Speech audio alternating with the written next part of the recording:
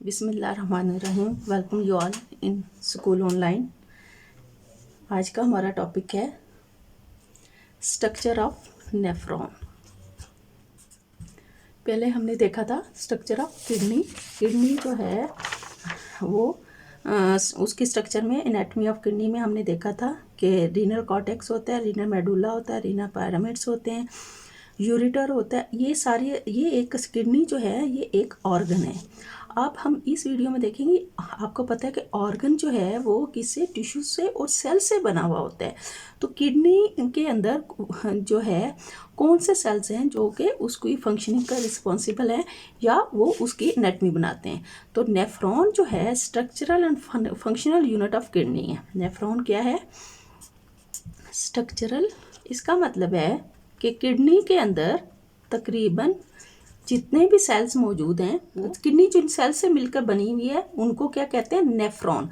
और ये तकरीबन एक किसी किडनी में एक नेफ्रॉन्स जो हैं वो तकरीबन मिलियंस की तादाद में पाए जाते हैं।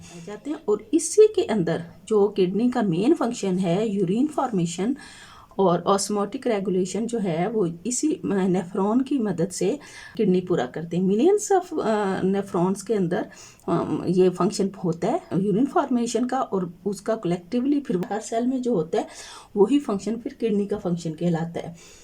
तो नेफ्रॉन के दो हिस्से हैं, एक रीनल कार्पल्स और renal tubule. There are two parts of nephron, renal corpuscles, and renal tubule. Renal corpuscles में फिर दो हिस्से हैं, ग्लोमेरुलस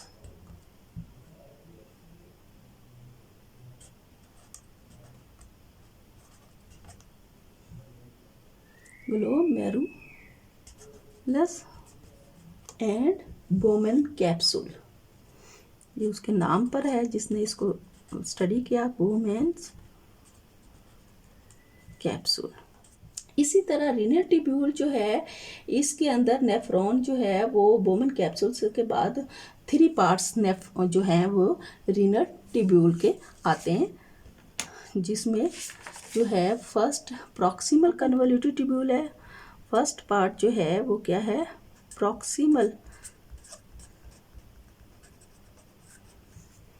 कन्वोल्यूटिव ट्यूब्यूल और सेकंड पार्ट है लूप ऑफ हैनल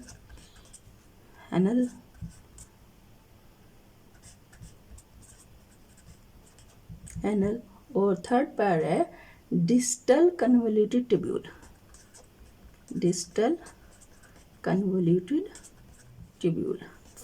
ये तो नेफ्रॉन के बेसिक पार्ट्स हैं कि नेफ्रॉन जो है इसको हम पहले दो हिस्सों में डिवाइड करते हैं, रीनल कार्पल्स और रीनल ट्यूब्यूल। रीनल कार्पल्स के फिर दो हिस्से हैं, ग्लोमेरुलस और बोमेन कैप्सूल। फिर रीनल ट्यूब्यूल के 3 पार्ट्स हैं, proximal convolutive tubule, loop of Henle, distal convolutive tubule. और इसके बाद जो है वो कलेक्टिंग डक्ट आ जाती है, जो नेफ्रॉन से आगे जो है इसके आगे लगी होती है कलेक्टिंग डक्ट।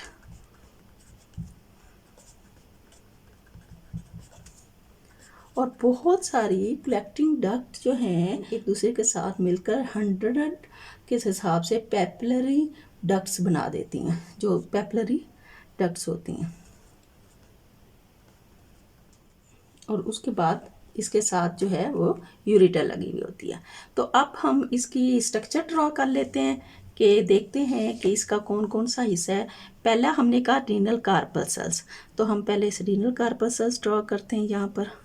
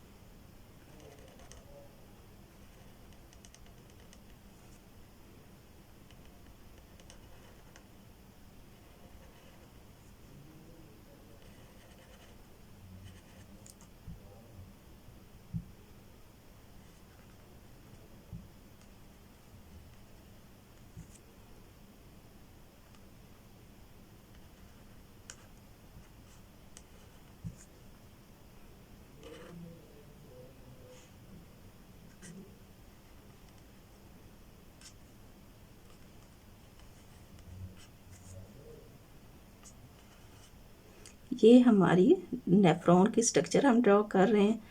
इसमें हमने इसकी मुख्तलिफ हिस्से ड्रॉ किए हैं। अब ये जो है, ये फर्स्ट पार्ट जो है, ये वाला हिस्सा जो है, ये है रीनल कार्पल्सल्स का।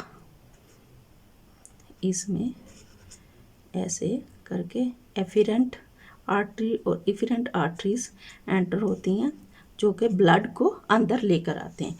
इसको हम ग्लोमेरुलस भी कहते हैं। इसको क्या कहते हैं? ग्लोमेरुलस कहते हैं, ग्लोमेरुलस।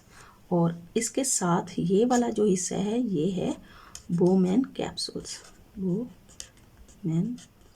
बोमेन कैप्सूल, ये हमारा फर्स्ट पार्ट जो हमने यहाँ ये लिखा है रीनल कार्पल्सल्स, ये हमारा रीनल कार्पल्सल्स हो गया है। यहाँ से अगर हम इसका फंक्शन देखते हैं रीनल कार्पल्सल्स का, तो रीनल कार्पल्सल्स जो है ट्यूबुलर नहीं होता, बल्कि इसके दो हिस्से होते हैं, एक ग्लोमेरुलस और दूसरा बोमेन कैप्सूल। ग्लोमेरुलस क्या है? नेट ऑफ कैपिलरीज है। ये क्या है? Net of capillaries.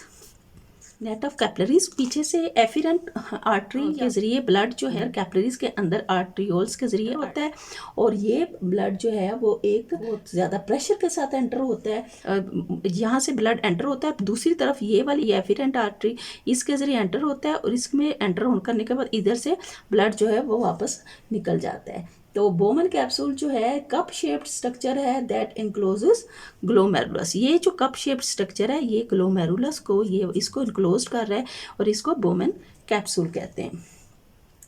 अच्छा, ये यहाँ से लेके यहाँ तक जो हमारा हिस्सा है वो है रीनल ट्यूब्यूल का। यहाँ से लेके यहाँ तक रीनल ट्यूब्यूल का, और इसी में तीनों हिस्से प्रॉक्सिमल कन्वोल्यूटिव ट्यूब्यूल है। जो पहला हिस्सा होगा उसको हम क्या कहेंगे? Proximal convolutive tubule. यहाँ पर ये फर्स्ट पार्ट, ये प्रॉक्सिमल कन्वोल्यूटिव ट्यूब्यूल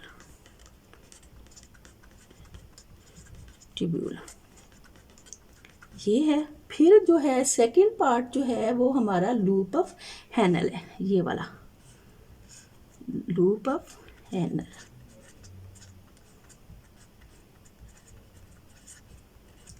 उसके बाद हमारा थर्ड पार्ट, ये वाला हिस्सा, that part is called distal convolutive tubule.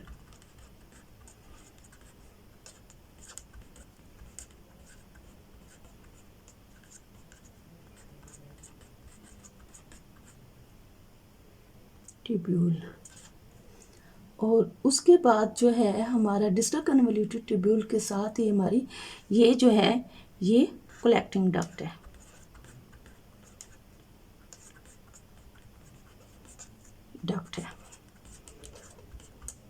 Collecting duct के साथ नीचे यहाँ से फिर यूरेटर स्टार्ट हो जाती है। ये तो थी स्ट्रक्चर ऑफ नेफ्रॉन। अब हम इसका फंक्शन देख लेते हैं। मेन फंक्शन ऑफ किडनी क्या है? Urine formation.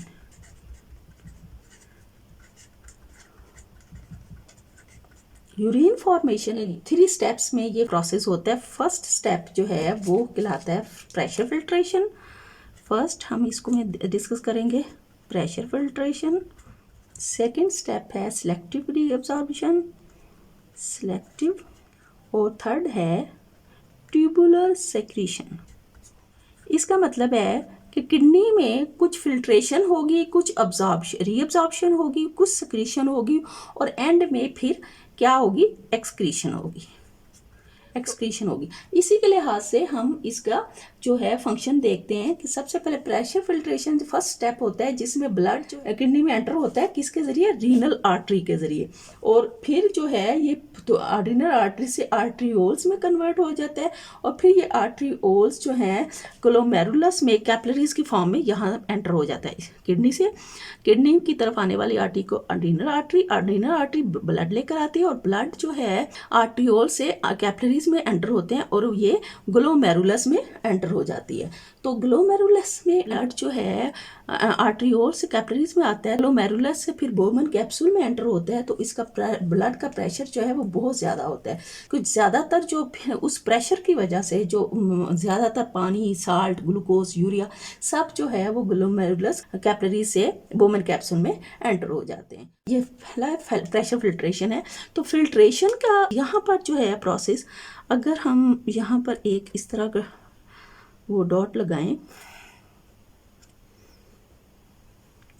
ये हमारा है फिल्ट्रेशन का एफ का से मतलब है फिल्ट्रेशन।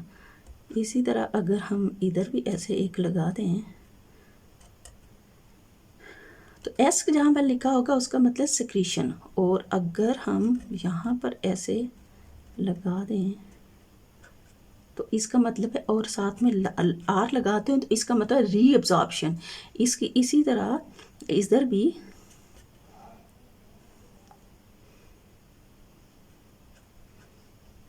हम लगा सकते हैं, रीअब्जॉर्प्शन होती है। और इसके अलावा जो है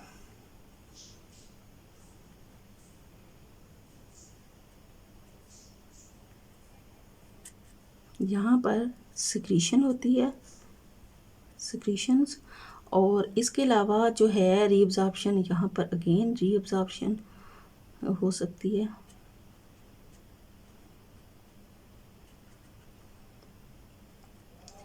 और यहाँ पर एक्सक्रीशन होती है, और यहाँ पर भी थोड़ी सी रीअब्जॉर्प्शन जो है, यहाँ पर भी वाटर की रीअब्जॉर्प्शन जो है वो अगेन होती है। जहाँ जहाँ मैंने आर लिखा है उसका मतलब रीअब्जॉर्प्शन, जहाँ पर एस लिखा है सिक्रीशन होगी, और जहाँ पर एफ लिखा है फिल्ट्रेशन।